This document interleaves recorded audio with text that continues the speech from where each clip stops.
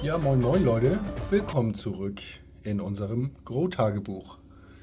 Wir sind in Woche 3 der Veggie-Phase. Die Pflanzen legen ordentlich an Masse zu und es ist Zeit für unser erstes Low-Stress-Training. Aber vielleicht habt ihr das in dem Short schon gesehen, den ich gerade hochgeladen habe. Wir haben auch leichte Probleme hier. Unsere Malawi hat leider Adlerkrallen, wie man hier, glaube ich, sehr gut sehen kann. Adlerkrallen können verschiedene Ursachen haben. Bei diesem Strain und dieser Erde bin ich mir eigentlich ziemlich sicher, dass die Erde, die Nährstoffe, die da drin sind, ein bisschen fett sind für unsere Malawi. Weil wenn wir mal hier rüber gucken, die Melonade Runs hat mit derselben Erde halt mal überhaupt kein Problem. Der Breeder sagt auch, dass man hier mit Nährstoffen in der Veggie-Phase ein bisschen zurückhaltender sein soll. Aber ich denke, das kriegen wir schon noch in den Griff. Und was wir dagegen tun werden, das klären wir natürlich auch noch gleich. Also, lasst uns direkt einsteigen. Let's go! Ja Leute, hier sieht man unser Problemkind, unsere Malawi. Und ich glaube, ich habe die Adlerkrallen hier ganz gut eingefangen. Ne? Ihr seht das, wenn sich die Spitzen der Blätter so aufrollen. Da spricht man von Adlerkrallen. Das bedeutet also, die Blätter rollen sich ein, was oft ein Zeichen für Überdüngung ist. Und vielen Dank nochmal Kim. Der Kim von Couple of Plants hat das im letzten Video schon erkannt und hat mir so ein paar Tipps zugeschickt.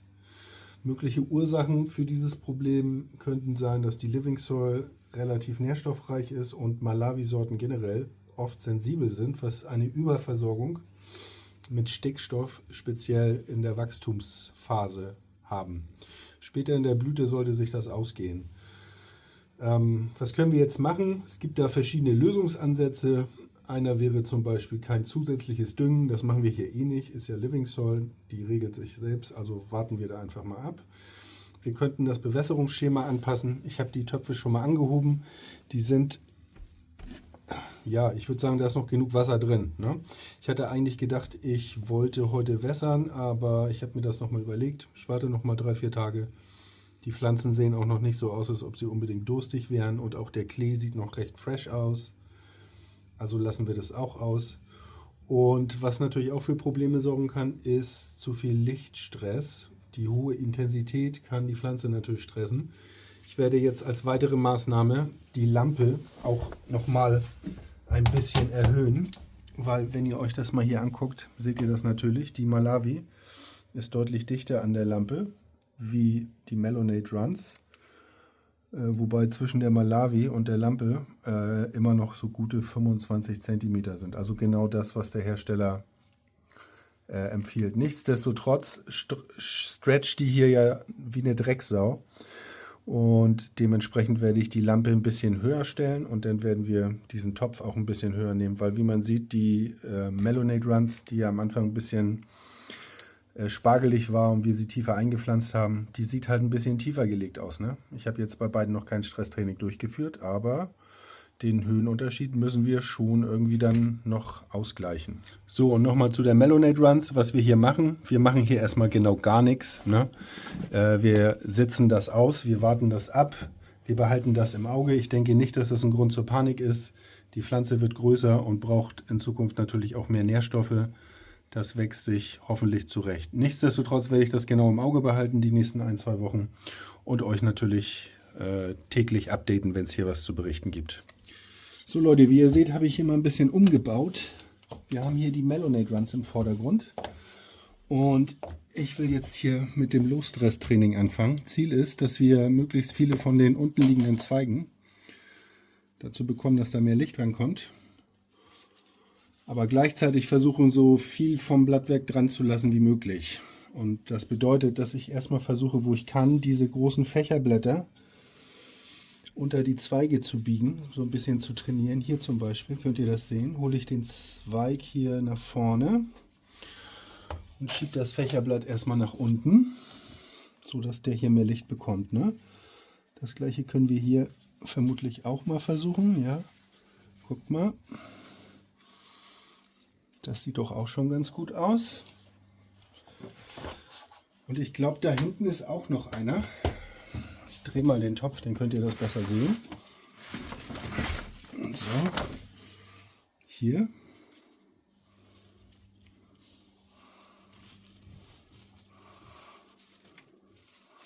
Das kann sein, dass man das ein paar Mal machen muss, aber in der Regel kriegen die Zweige nach ein paar Tagen so viel Licht, dass sie deutlich schneller wachsen und ihr dann nicht mehr die großen Blätter runterschieben müsst.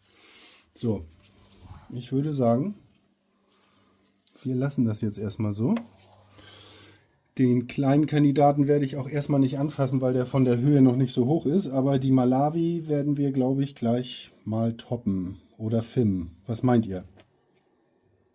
Habt ihr das schon mal gemacht? Topping, Filming? Womit habt ihr bessere Erfahrungen gemacht? Ich habe in meinem letzten Run ja beides versucht. Hat ehrlich gesagt nicht wirklich einen Unterschied gemacht. Deswegen schreibt doch mal eure Erfahrungen in die Kommentare. So, jetzt haben wir hier die Malawi. Da machen wir natürlich das Gleiche. Schaut euch das mal an, was die für riesige Blätter schon hat. Also die Fächerblätter sind schon viel größer als meine Hand. Das ist unglaublich. Die Pflanze ist etwas über 3 Wochen alt. Ich glaube, wir könnten hier noch ein Problem bekommen mit der Höhe. Da müssen wir uns mal überlegen, wie wir das machen im Laufe des Grows, aber das könnte noch spannend werden. Also bleibt dran. So, hier wird das auch ganz interessant. Ich möchte nicht ganz so viele von den Fächerblättern wegnehmen. Deswegen werde ich hier, glaube ich, meine Metallhaken wieder zum Einsatz bringen und die Zweige ein bisschen einfach zur Seite trainieren, so dass sie trotzdem mehr Licht haben. Der hier unten ist auch so ein Kandidat, seht ihr das? Den könnte man ein Stück rüber trainieren, hier so in diese Richtung. Ja. Habe ich mir hier diese Metallhaken geholt, die gibt es im Baumarkt. Fragt mich nicht, was das ist. Ich glaube, das sind Tomaten, für Tomaten irgendwas. So, ne? Kommt hier unten in die Gegend wieder ein bisschen mehr Licht rein. Wir können trotzdem die Fächerblätter dran lassen. Hier haben wir auch noch so einen Zweig. Ne? Wenn wir den jetzt hier so ein bisschen runter trainieren, nutzen wir gleichzeitig auch die Fläche so ein bisschen besser, ne? Schwuppdiwupp. Das sieht doch schon mal gar nicht so schlecht aus. Ganz hinten ist auch noch einer. Hier. Seht ihr auch hier, ne? Verdeckt darunter. Hier ist noch so ein Riesenfächerblatt, das nehme ich mal ab. So. Brauchen wir hier eigentlich auch gar nicht so viel machen. Kriegt einen kleinen Haken hier, dass er ein bisschen weiter rüber wächst. In diese Richtung so. Und der hier kann auch ein bisschen darüber.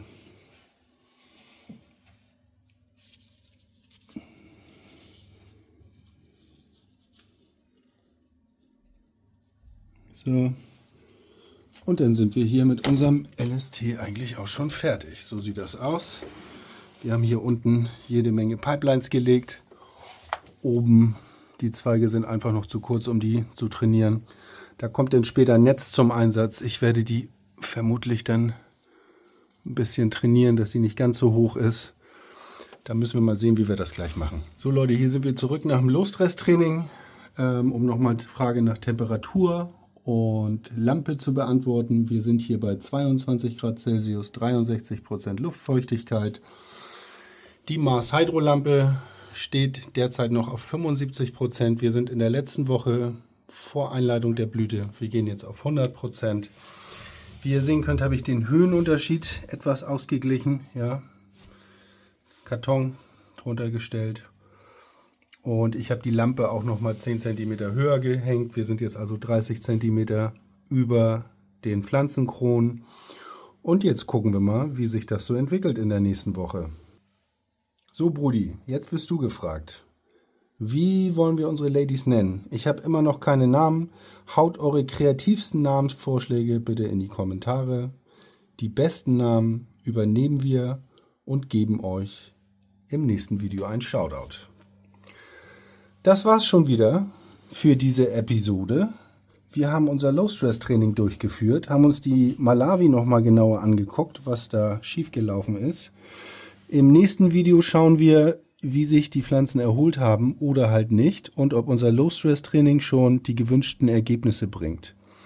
Vergesst nicht, eure Namensvorschläge in die Kommentare zu hauen und lasst gerne ein Like und ein Abo da. Wenn ihr weiter dabei sein wollt, gerne subscriben.